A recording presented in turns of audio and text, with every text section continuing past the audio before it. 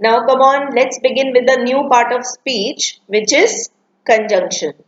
Now conjunction is a word used to join words or sentences. So we can say conjunctions are joining words. They join two words or join two group of sentences.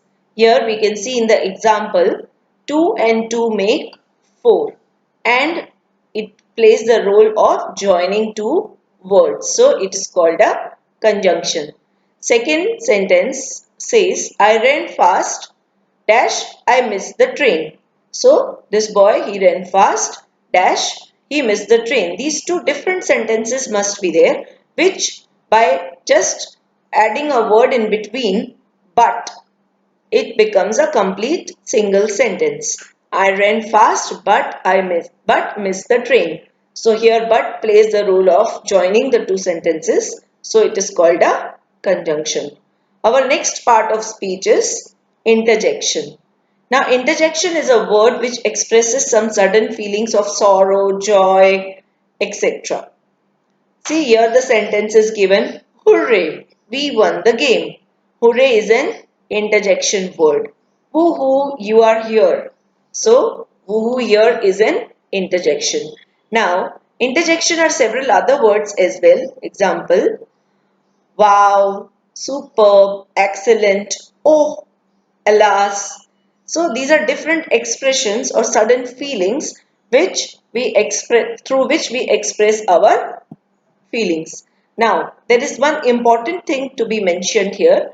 Always the interjection has got an exclamation mark either immediately after the interjection word or maybe at the end of the sentence.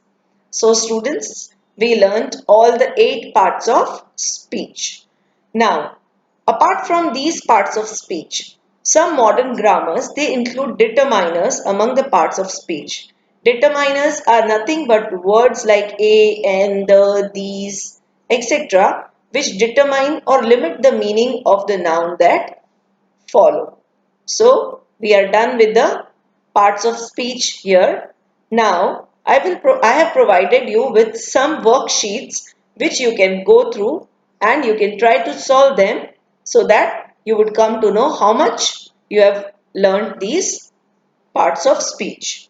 Our first exercise,